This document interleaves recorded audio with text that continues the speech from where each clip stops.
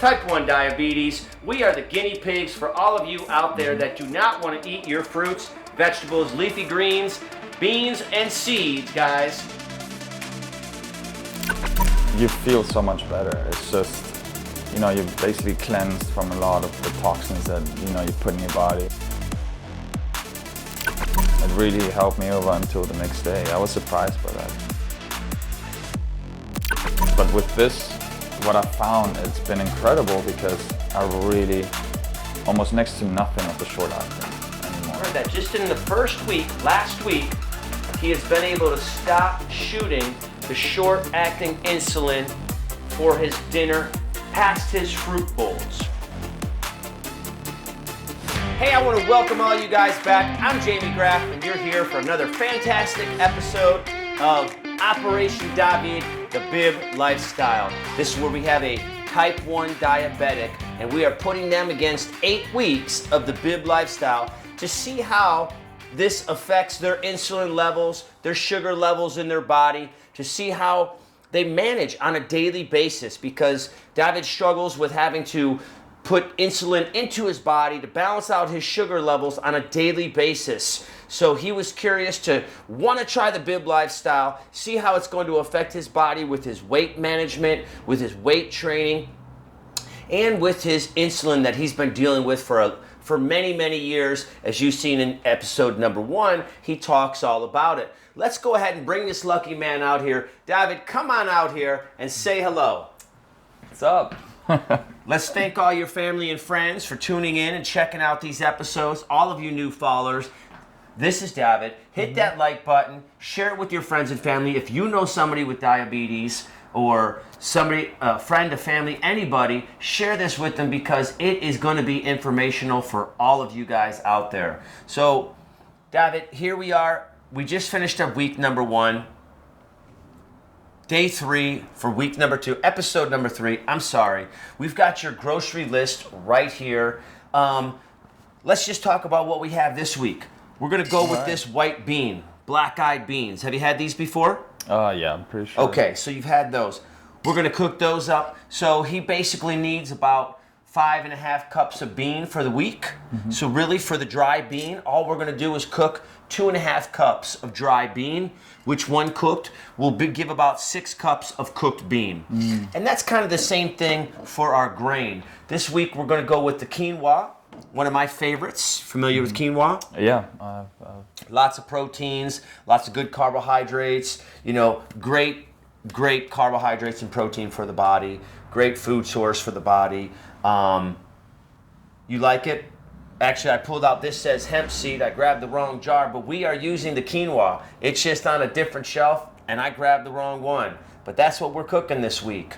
I noticed that. But anyways, you've had the quinoa? Yeah, I've tried quinoa before. You always hear great things, how it has so much protein, like even more than meat and so forth. Absolutely. So it's a great substitute. Absolutely. We went ahead and got some more dandelion leaf. There's only so many leafy greens and leafy vegetables available to us. So a lot of the weeks we have to eat a variety of the same stuff over and over again. Mm-hmm. But each and every week the goal is to switch the variety. Look at your grocery list. You get that from the book, My Health, My Story, How I Found the Bib Lifestyle. It gives you that whole program. It gives you the step-by-step instructions. It gives you the scale on how much of this food you're supposed to eat on a weekly basis, and it helps you to pick out different things each week and learn about the food that you're eating. So our leafy greens, we have 4 of them. We got the dandelion leaf right there. We've got this red leaf lettuce right here. We've got some green kale and cilantro. Are you big on the cilantro? Not the biggest fan of cilantro. Oh, yeah, and as I was picking that up from the store, I was feeling the energy that he wasn't really big on cilantro. Yeah, usually when I have Mexican food, I don't put the cilantro You don't put it in there. We call it coriander as well, I believe, it's the name of it as well. Yeah. So is that going to be a problem for you? Should I leave it out? Is it that much of a taste that you just cannot stand? I mean, maybe a little less of it. I can handle it. Well, whatever it takes. It is a big bundle. It has lots of great irons and minerals, that are good for the body. Hopefully, when it's all chopped up with everything else, You know, It'll blend in. it'll blend in, or who knows, you might find a newfound taste Maybe, yeah. for the leaf itself. Our vegetables, we're going to chop up a nice green pepper right here and some asparagus this week for the salad. Nice.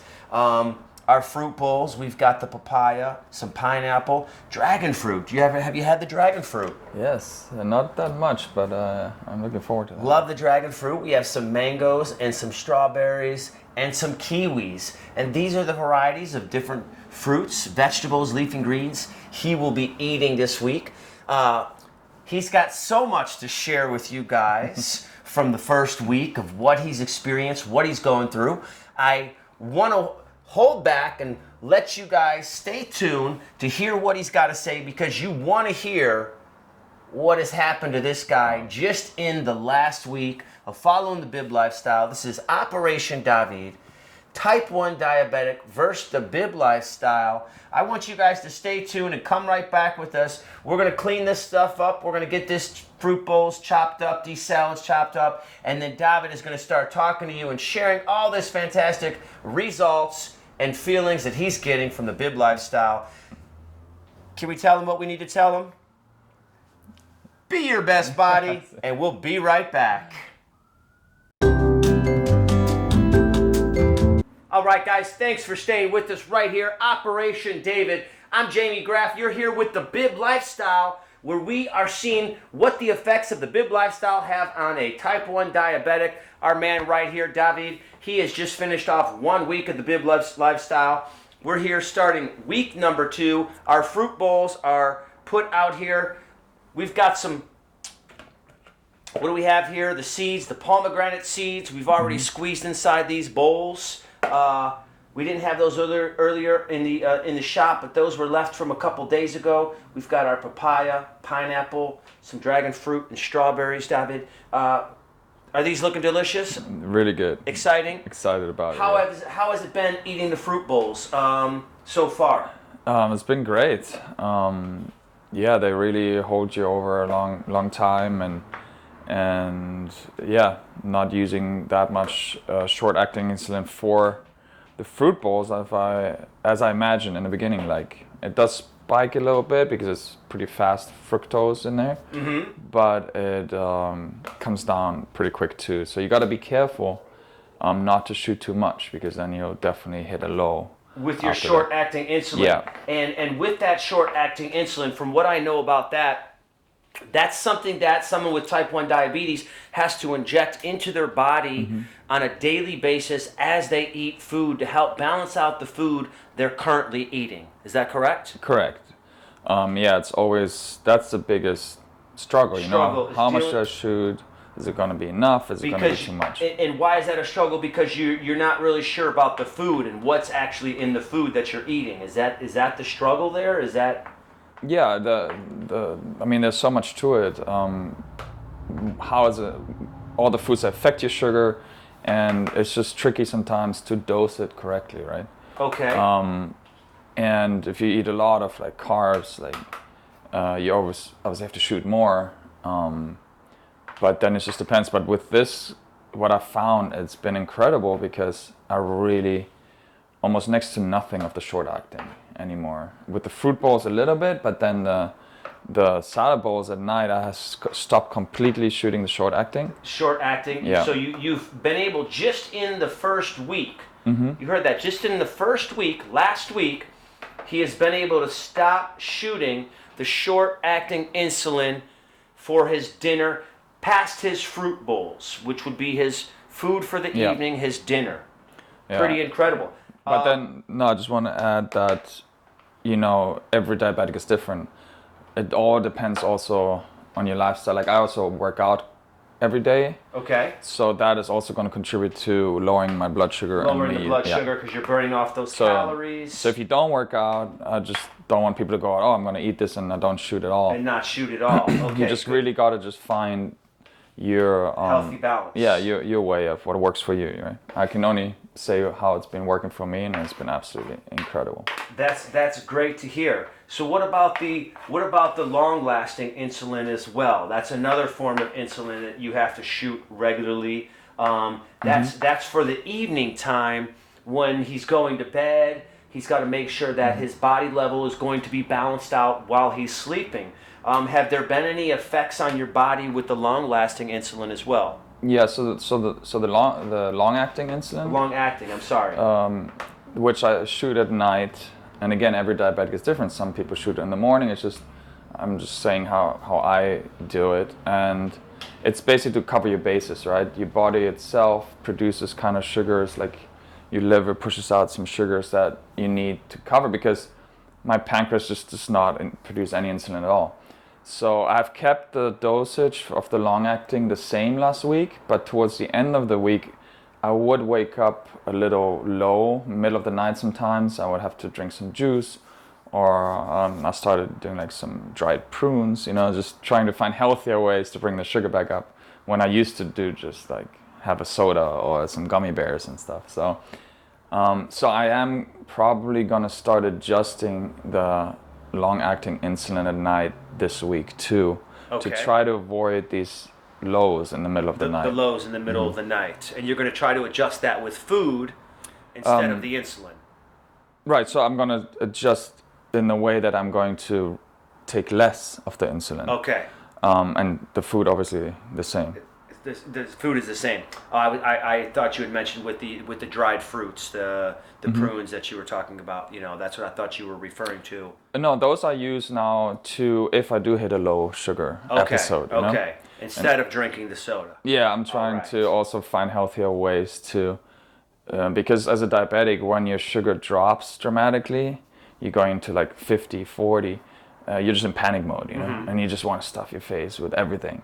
Yeah. You get like cold shivers down your spine, but trying to find these more healthier ways to bring it back up with juices and dried fruit and so forth. So you go through these level changes. I was curious, how do you know when your levels are high or when your levels are low? What is it that you feel? What is it that you test? Do you have something?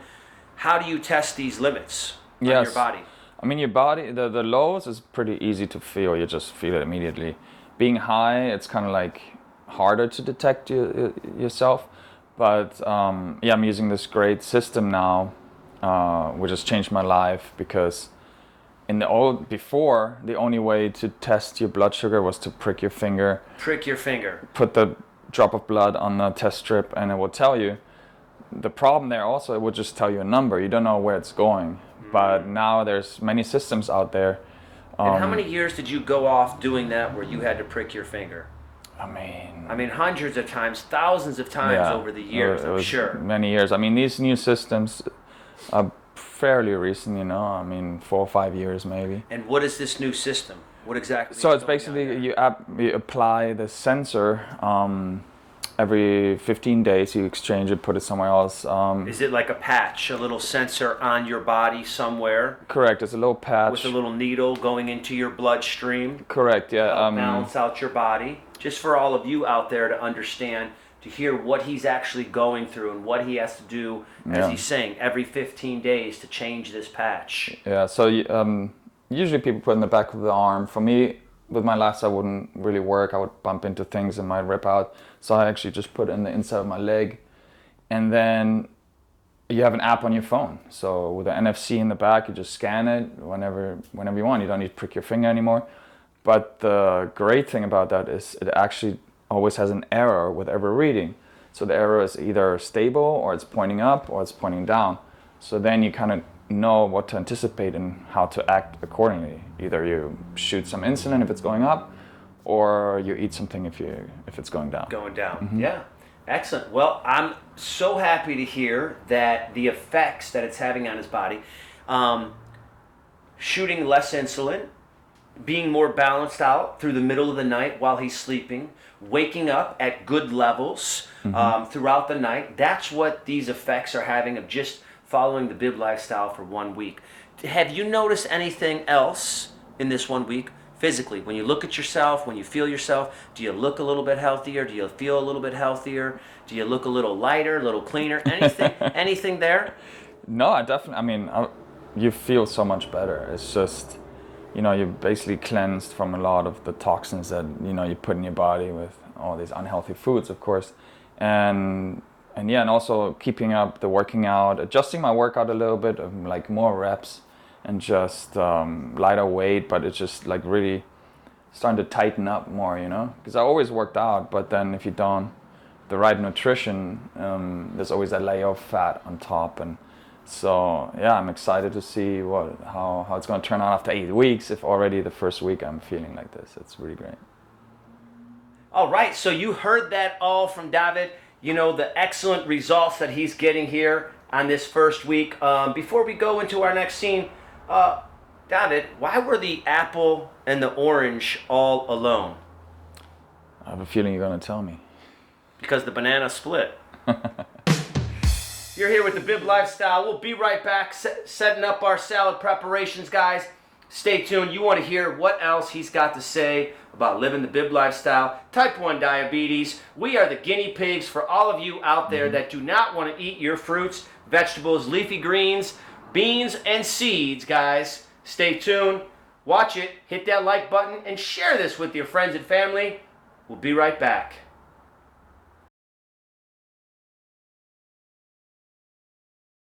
Hey, all of you out there, I want to thank you guys for tuning in again, hitting that like button, and sharing this one with all your friends and family, because that's what it's all about when you have something powerful like this for people to learn a great message. This is the Bib Lifestyle, Operation David right here. He's type 1 diabetic, and we are seeing the side effects of eating real foods, fruits, grains, beans, and lettuces, and what that has on his body and how it's helping with his insulin levels.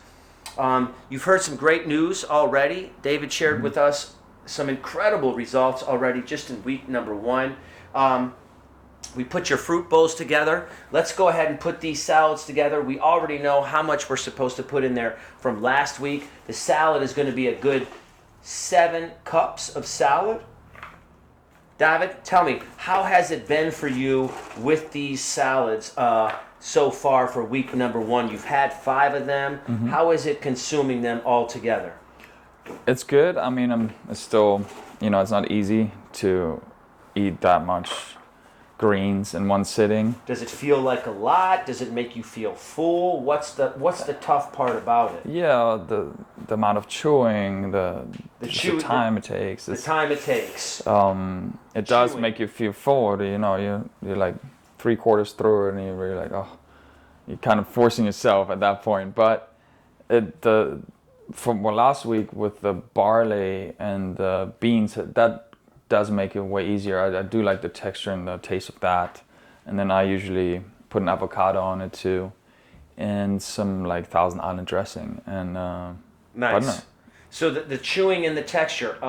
So it's a lot of chewing, yes, which is really good because that's strengthening your jawbone. It's keeping your teeth nice and strong as well. As we age, it's something that we're losing a lot of these days because people don't want to chew their food. They want everything quick and fast, but they're not thinking about the long-term effects on the body that has. So we're trying to help strengthen the body. Not only are we strengthening the organs from putting the right nutrients in there, we're trying to strengthen the bones and the muscles as well while going through this natural digestive process. And you mentioned about it gets you fuller. You feel fuller. Yeah. Now, when you get that fullness feeling, what is the effect? Is it like... do you feel that for a long time? Is it something that goes away quickly to you, or is it something you're feeling for a long period of time after you've eaten it? Yeah, like really I was surprised that, you know, once I have this in the evening, I didn't really feel hungry again for like big dinner or something. It really helped me over until the next day. I was surprised by that, but I'm guessing, like you say, is when the body realizes it has all the nutrients it needs, yes, it's not going to make you feel hungry, right? It's not giving you. You're not getting. Your organs aren't getting hungry. They're getting fed, so it's not sending you the message that you need something. That's a problem that a lot of people have when we are hungry. It's basically our organs are telling us, hey, we need something. But then we tend to go for things that don't have nutritional value. So that's why we overeat, because we're not getting the proper message back to the organ that's telling us, hey, we need this iron, we need this manganese, we need this copper, whatever it is.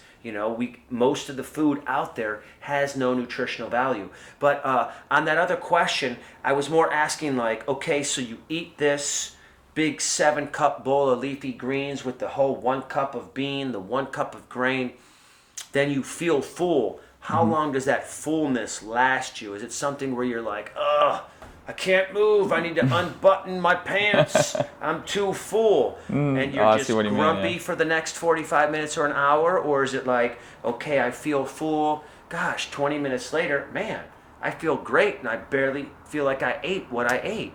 Right, yeah, I didn't mean like full, like feeling bloated or whatever. That's not, the feeling of fullness is just like you don't want to eat more at that moment, right? You're satisfied. You're yes. satisfied, and then but you still eat it. But yeah, no, that fullness doesn't really last that long. Not like when you have a lot of carbs and so forth and meat, right? Yeah, exactly. And so now, as you follow this lifestyle, it is so effective that it begins to shred all the excess waste off of us, the disease, the sickness, the illness, the built-up food on the body. I can already see 1 week, he's already looking leaner. And it's starting to clear the waste off his body. And as we follow this bib lifestyle, yes, you are going to get lighter. It is going to happen. So your quantities are going to get smaller and smaller. And then once you heal yourself with the bib lifestyle, is what I like to call it, where you get to what would be considered your natural body weight for your height and for your body structure and for if you exercise or if you don't. Of course, you're going to eat so much less because we really don't need that much food. We just need the right foods, Makes sense. For me to maintain, I'm actually getting a little bit larger, so I'm 165 pounds soaking wet. So I need to make sure I exercise to give me the hunger to eat these foods so that I can maintain the weight that I want to maintain. And I'm only 5'9", so if I didn't exercise, my true body weight would be, on the bib lifestyle, about 153 pounds. But I want to have more muscle, so I want to be 165 to 170. So I eat a lot more with that exercising. And of course, David here, he has a physical structure to him that he wants to maintain that. So we are going to feed him more so he can maintain that muscle structure that he wants to uphold for the image that he wants to present himself as. The extra greens, so here's what we had extra, some more cilantro, some more red leaf lettuce. We just put them in these incredible containers right here, David. We add a little bit of water. We put the caps on them just like this, and we'll stick this in the fridge. So he will eat these for Monday, Tuesday, Wednesday. This will be enough for one of his salads. We'll chop up the rest of this to mix for another salad for his Thursday, Friday. I'll eat the rest of it. We've got all the grains. We're going to give him, like we did last week, we're just going to cap up these great 1L containers right here and let him take these home to scoop out the 1 cup of bean, 1 cup of grain per meal. How did those work out for you last week? Great, yeah. Yeah, everything just worked out right, all the right amounts balanced out with the measuring cups and all that at home? Yeah, that was great. And you can see we prepped, here's the rest of it for later on in the week. We prepped it all together on Monday so that he's got it for Monday through Friday. It's all going to be fresh. It's going to maintain its nutritional value, its crispiness. Let's go in. We've got these fruit bowls. We've got these salads. Everything's set for you to walk out the door now. So how was it having your cheat meals? You had a couple cheat meals this weekend. Yeah, I mean, how was that? First weekend, so you can cheat Saturday, Sunday, right? I was looking forward to it, and I did cheat quite a bit. Were you excited? Was there something that you're like, ooh, I can't wait, I'm going to get this? There's some in and out involved. Yeah, okay. But, and that was all right. But then at night, I was over at some friend's house and they got some pizza. And that really just didn't sit well, It's not, maybe because, it's crazy. Already after a week, your body gets used to that cleaner eating. It really made me feel nauseous. It was just so greasy and and so much cheese and so much dough. Now that was on your first cheat night on Saturday? That was on Saturday, yeah. So how did that affect you for what you chose on Sunday? On Sunday, yeah, I definitely didn't have more pizza. I just had like a sandwich or something. Okay. And not much more. Now, were you actually looking forward to coming back on Monday? Yeah, I'm surprised. Yeah. Because I think your body just craves it after a while. It's what the body truly needs. Mm-hmm. So you're sending new messages. You're giving it. You're letting it know that you now understand what it needs. So it's responding appropriately to you. It's letting you know that it likes what you're giving it. So it's like, get rid of this, give me more of that, I'll be good to you, you be good to me. It makes sense. I mean, right? It's that easy. It's something that, it's pretty mind-blowing. And you're hearing it here. This is all in the moment, live, non-scripted. Well, this is starting off week number 2. I'm so happy to hear these great results. I can't wait to see what we're going to find out next week about type 1 diabetes and the effects on the bib lifestyle. David, did you know why the tomato was blushing? No, actually. He saw the salad dressing. You're here with the bib lifestyle. Always remember, guys, share this with your friends and family. This is for everybody, all age types. Male, female, every one of you out there. And David, what do we tell them? Be your best body.